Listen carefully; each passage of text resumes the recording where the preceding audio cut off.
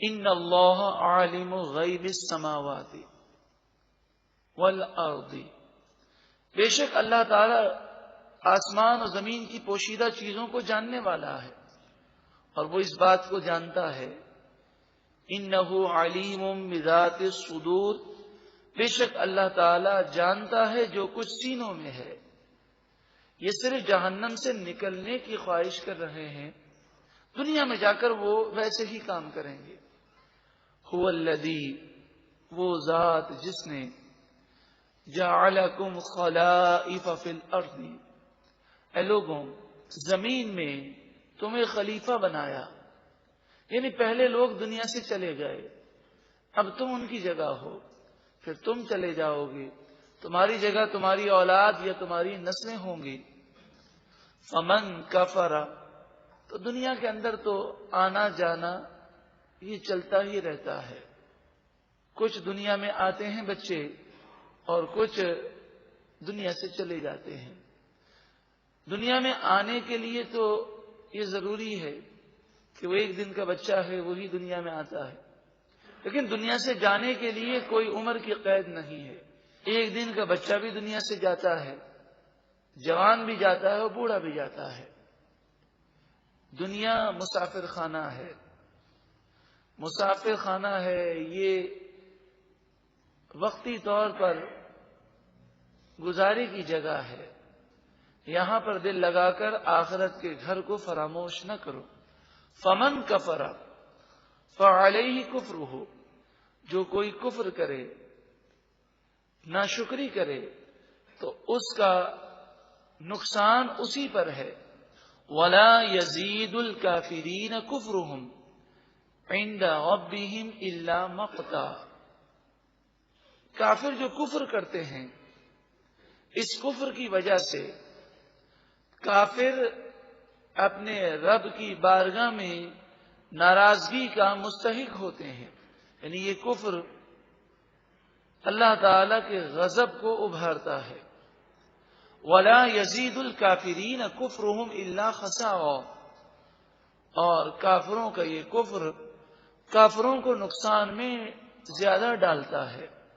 قل، اے محبوب آپ فرمائیے، ارأیتم، بھلا تم بتاؤ، سوچو، شرکاءکم الذین تدعون من دون اللہ، جن بتوں کی تم پوجا کرتے ہو اللہ کو چھوڑ کر، وہ جو تمہارے شریک ہیں، جو تمہارے جھوٹے خدا ہیں، تم ذرا مجھے وہ دکھاؤ۔ ارونی ماذا خلقوا من الارض، اور مجھے بتاؤ کہ ان جھوٹے خداؤں نے زمین کا کون سا حصہ پیدا کیا ہے۔ ام لہم شرک فی السماوات، یا ان جھوٹے خداؤں کا آسمان میں کیا حصہ ہے، کیا یہ آسمان کے بنانے میں پارٹنر ہیں، یہ کسی ایک آسمان کے ایک ٹکڑے کے مالک ہیں؟ ان بے جان بتوں کے بارے میں تم مجھے بتاؤ، ان میں کیا طاقت ہے، کیوں تم ان کی پوجا کرتے ہو اور اللہ کی عبادت نہیں کرتے؟ تم شرک کرتے ہو، انہیں خدا سمجھتے ہو، الہ سمجھتے ہو، معبود سمجھتے ہو، جسے جو ملا وہ اللہ کی عطا سے ملا، اللہ کے سوا کوئی معبود نہیں، وہ خالق حقیقی ہے، وہ مالک حقیقی ہے۔ ام آتیناہم کتابا، کیا ہم نے انہیں کوئی کتاب دی ہے، فہم علی بینۃ منہ، کہ یہ لوگ اس کتاب کی کسی روشن بات اور کسی روشن دلیل پر ہوں۔ مراد یہ ہے کہ کیا ہم نے کوئی کتاب میں یہ حکم نازل کیا ہے کہ ان بے جان پتھروں کی پوجا کی جائے، انہیں خدا سمجھا جائے، انہیں سجدہ کیا جائے؟ کیا ہم نے لکھا ہے؟ ان کے پاس کیا کوئی دلیل ہے؟ تو کسی آسمانی کتاب میں یہ بات نہیں، اور نہ ان مشرکوں کے پاس کوئی دلیل ہے، بلکہ اصل بات یہ ہے، إِن يَعِدُ الظَّالِمُونَ بَعْضُهُمْ بَعْضًا إِلَّا غُرُورًا، ظالم ایک دوسرے کو جھوٹا وعدہ دیتے ہیں، ظالم ایک دوسرے کو غلط فہمی کا شکار کرتے ہیں، یعنی انہوں نے بتوں کے بارے میں من گھڑت باتیں پھیلا دی کہ یہ موت کی دیوی ہے، تو یہ رزق کا دیوتا ہے، اس کو سجدہ کریں گے، اس کی پوجا کریں گے، اسے خدا سمجھیں گے تو یہ موت سے بچا لے گا۔ اس طرح کی باتیں انہوں نے من گھڑت اپنی طرف سے ایک دوسروں کو گمراہ کرنے کے لیے پھیلائیں۔ ان اللہ یمسک السماوات والارض ان تزولا، بے شک اللہ تعالی زمین اور آسمان کو تھامے ہوئے ہے، زمین اور آسمان ہلنے نہ پائیں، وہ ہل نہ سکیں، اللہ تبارک و تعالی نے اپنی قدرت سے انہیں تھاما ہے، انہیں روکا ہے۔ اسی مفہوم کی آیت سورۃ الحج آیت نمبر 65 میں بھی ہے، وَيُمْسِكُ السَّمَاءَ أَن تَقَعَ عَلَى الْأَرْضِ إِلَّا بِإِذْنِهِ، اللہ تبارک و تعالی آسمان کو تھامے ہوئے ہے کہ وہ زمین پر گر نہ جائے، زمین پر گرنے سے اللہ نے آسمان کو روکا۔ اور سورہ روم آیت نمبر 25 میں فرمایا وَمِنْ آيَاتِهِ أَن تَقُومَ السَّمَاءُ وَالْأَرْضُ بِإِذْنِهِ، اللہ کی نشانیوں میں سے ایک بہت بڑی نشانی یہ ہے کہ آسمان اور زمین اللہ کے حکم سے قائم ہے۔ تو یہاں فرمایا کہ اللہ تعالیٰ کی یہ قدرت دیکھنے کے باوجود کیا تم اللہ پر ایمان نہیں لاؤ گے؟ وَلَئِن زَالَتَا إِنْ أَمْسَكَهُمَا مِنْ أَحَدٍ مِّن بَعْدِهِ، اور اگر یہ دونوں آسمان اور زمین ہل جائیں، اپنی جگہ سے ہٹ جائیں، تو اللہ کے علاوہ کوئی نہیں جو انہیں روک سکے۔ انہو، بے شک وہی، کانا حلیما غفورا، وہی حلیم ہے، برداشت کرنے والا ہے کہ تمہارے کفر کے باوجود تم پر نعمتوں کی بارش فرماتا ہے اور تمہیں مہلت دیتا ہے۔ غفوراً، بخشنے والا ہے کہ کوئی توبہ کر لے چاہے کتنا بھی گناہگار ہو، سچی پکی توبہ کر لے تو اللہ تعالیٰ اس کے تمام گناہوں کو مٹا دیتا ہے اور اس کے گناہوں کو نیکیوں سے تبدیل فرما دیتا ہے۔ وَأَقْسَمُوا بِاللَّهِ جَهْدَ أَيْمَانِهِمْ، اور ان کافروں نے اللہ کی پکی مضبوط بڑی بڑی قسمیں کھائیں۔ جہد ایمانہم، مضبوط قسمیں، بڑی قسمیں، انہوں نے بڑی مضبوط قسمیں اللہ کی کھائیں۔ جب ان سے یہ کہا جاتا کہ یہودی عیسائی ان کے پاس نبی آئے تھے، پچھلی قوموں کے پاس نبی آئے مگر انہوں نے انکار کیا اس لیے وہ تباہ ہو گئے، تو وہ یہ کہتے، اہل عرب خصوصاً مکے کے رہنے والے یہ کہتے کہ صدیاں گزر گئیں، ہمارے یہاں کوئی نبی نہیں آیا۔ حضرت اسماعیل علیہ السلام 2000 سال قبل آئے تھے۔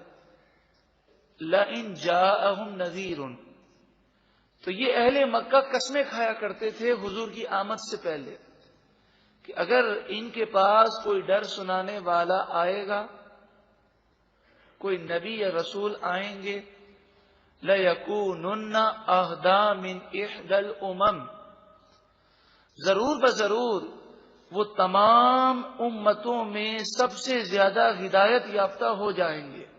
یعنی وہ یہ کہتے تھے کہ اگر نبی ہمارے پاس آئیں گے تو ہم یہودیوں عیسائیوں کی طرح یا تباہ ہونے والی قوموں کی طرح نہیں ہوں گے، بلکہ ہم ان پر ایمان لائیں گے، ان کا ساتھ دیں گے، ان کے دین کی خدمت کریں گے، اور ہمیں ایمان لانے میں کوئی عار و شرم اور کوئی تعصب نہ ہوگا۔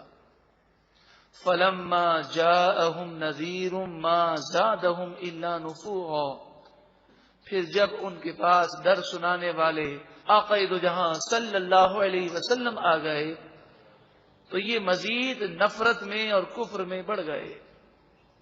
استکبارا فی الارض، زمین میں مزید انہوں نے تکبر کیا۔ ومکر السیئ، مکر السیئ کے معنی ہے گھناؤنی سازشیں۔ صرف انہوں نے کفر نہیں کیا بلکہ اسلام کو مٹانے کے لیے بڑی خطرناک سازشیں انہوں نے کی۔ استکبارا فی الارض حضور کی آمد کے بعد زمین میں ان کا تکبر اور بڑھ گیا، وہ مکر سیئ، اور گھناؤنی سازشیں اور بڑھ گئیں۔ مراد یہ ہے کہ اکثر لوگوں کا یہ معمول ہے کہ جب وہ کسی کو دیکھتے ہیں تو وہ یہی کہتے ہیں کہ اگر ہم ان کی جگہ ہوتے تو ہم ایسا نہ کرتے۔ اگر کوئی رشوت لیتا ہے تو لوگ کہتے ہیں اگر ہم افسر ہوتے یا سرکاری محکمے میں ہوتے تو ہم رشوت نہ لیتے۔ کوئی اگر فراڈ کرتا ہے تو لوگ اسے ملامت ضرور کرتے ہیں، مگر جب اس کی جگہ پر خود ہوتے ہیں تو وہ اس امتحان میں اور آزمائش میں ناکام ہو جاتے ہیں۔ تو ان کافروں نے بھی اس طرح کی باتیں کہیں کہ یہ قومیں تو تباہ ہوئیں، اگر ہمارے پاس نبی آئیں گے تو ہم ایسے نہیں ہوں گے۔ اسی مفہوم کی آیات سورۃ الانعام آیت نمبر 156 اور 157 میں بھی ہیں۔ ان تقولوا انما انزل الكتاب على طائفتين من قبلنا، تمہارے پاس نبی اس لیے آئے ہیں تاکہ تم یہ نہ کہہ سکو کہ کتابیں تو دو بڑے گروہ یہودیوں اور عیسائیوں پر نازل ہوئیں۔ وَإِن كُنَّا عَن دِرَاسَتِهِمْ لَغَافِلِينَ، اور ہم ان کتابوں کے پڑھنے پڑھانے سے غافل تھے۔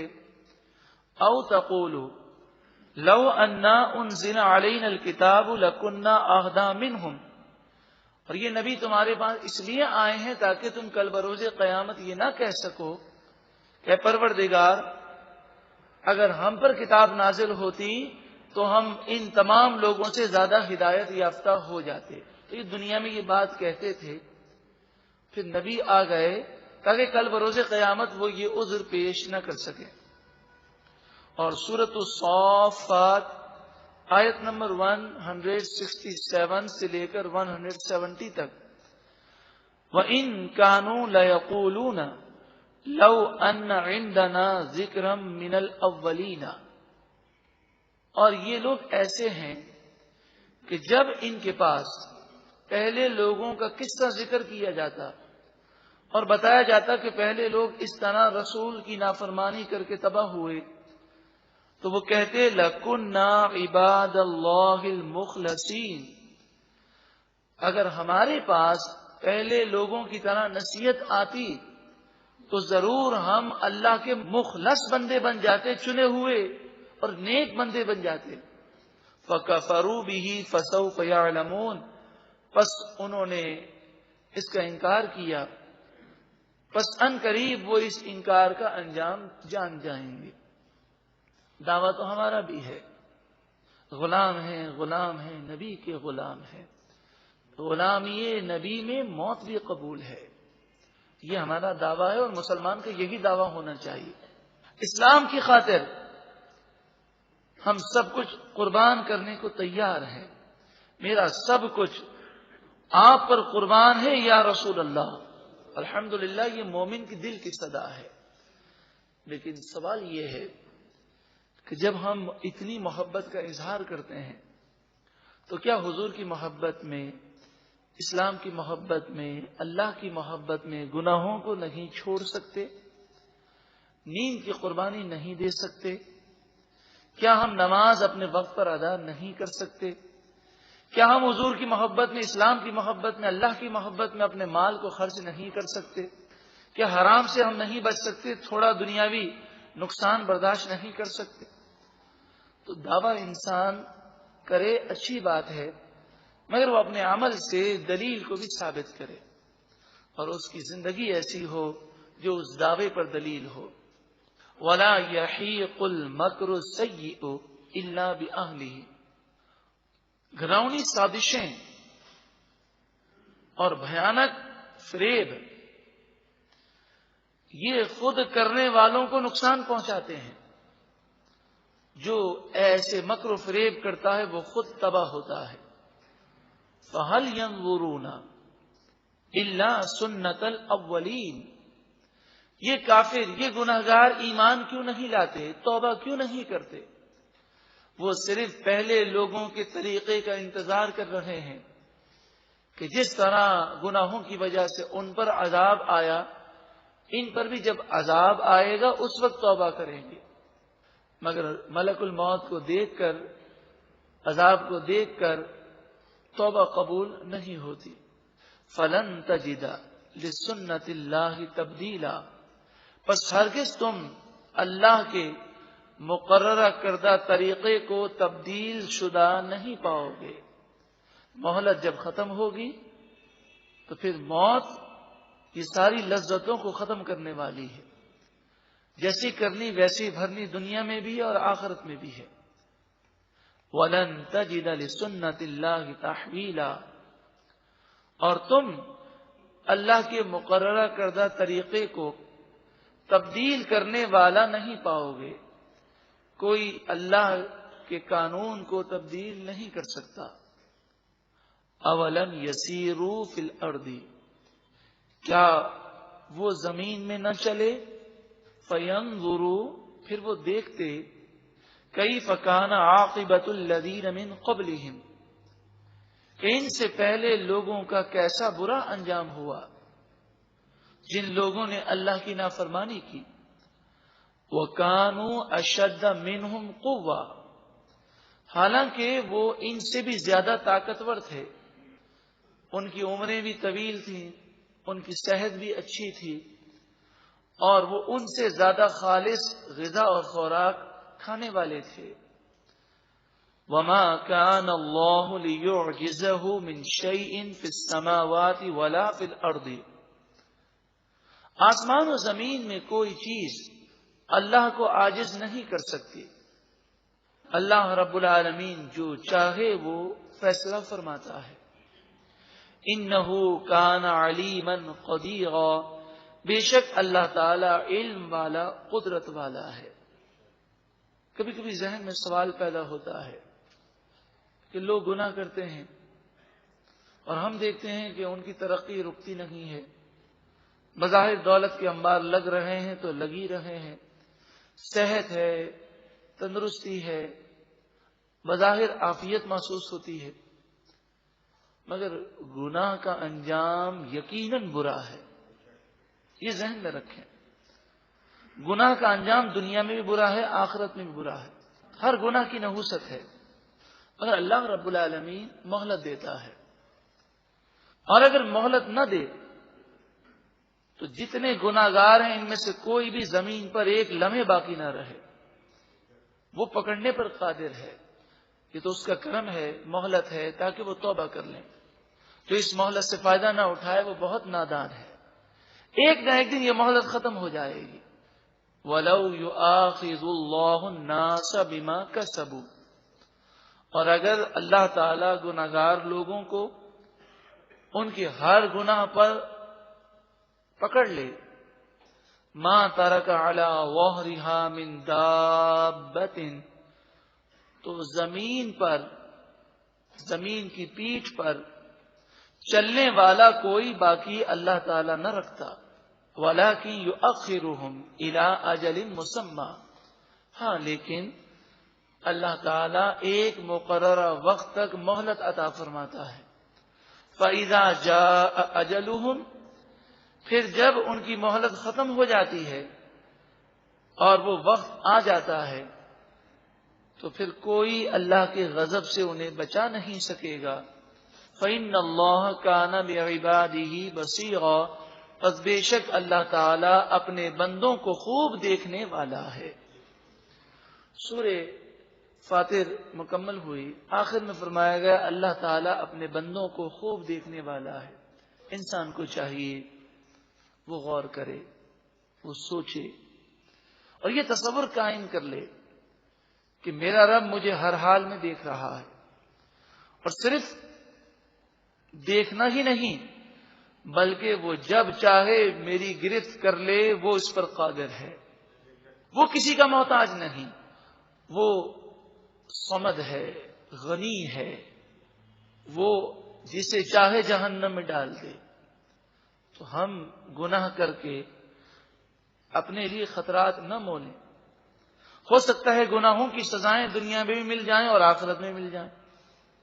اللہ دیکھ رہا ہے، یہ تصور قائم ہو جائے تو سارے مسائل حل ہو جاتے ہیں، نیکی میں دل لگ جاتا ہے۔